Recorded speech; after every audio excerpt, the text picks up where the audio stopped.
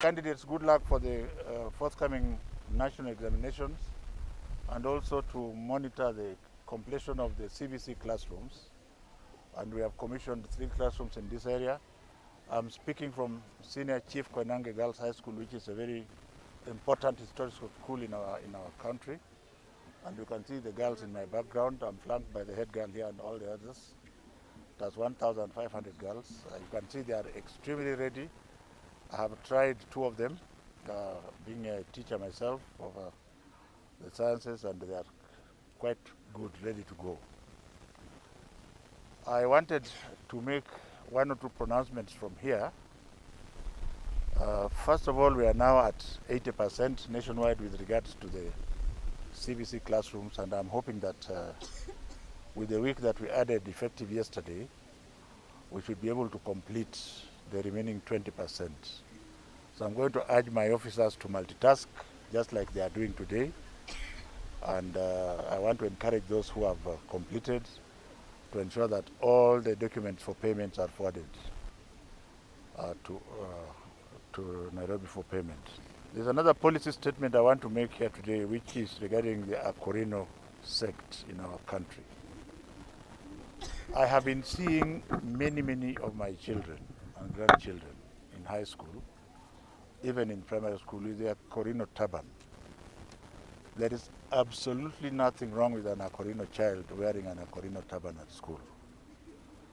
And therefore, any head teacher or principal who turns away such a child should stop that action with immediate effect.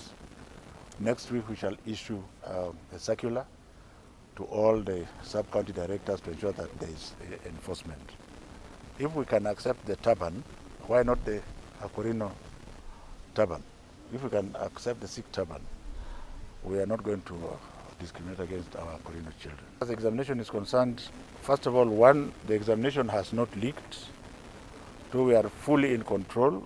We are going to use over 200,000 teachers and over 45,000 security agents. The exams are already in the container. And even though the cartels are very active, especially in Telegram, they are getting nothing. And I've told my children that you should not be hoodwinked, because the exams will be open when they are open. The way the brain works, it is better that you respect your brain and allow it to remember what you can remember. And you will do very well. That's the way it is. I want to encourage everybody, and also to encourage the NEC field officers to ensure that exams are in containers well before 7 o'clock, when there is light, unless there are issues. And when there are issues, we have helicopters stationed in various places, and especially in areas where there are challenges of security, we have helicopters on standby that will ensure that exams are delivered from there to the center and back to the container. We have a sizable number of invigilators. They have been well trained, but you still have the 0.001% who are doing a business of trying to make money out of this. Unfortunately for them, we are watching them. Even in their Telegram groups, we are watching them. We are watching them very keenly. Our only challenge that's going to come is when they take 2 papers in the morning and they corrupt the other paper and send it into the mtandao, and it will start maybe 2 or 3 hours later.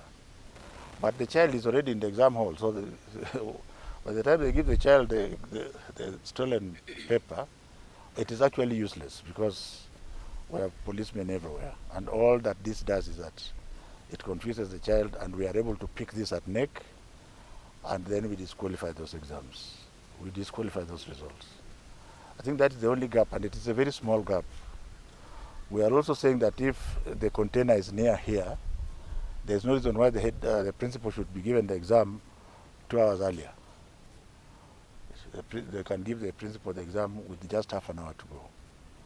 And our instruction was that where possible, the containers should be open at 6:30 and not 6. Asanteni sana. I'm so glad that I've seen my daughters ready like lionesses to go and pass.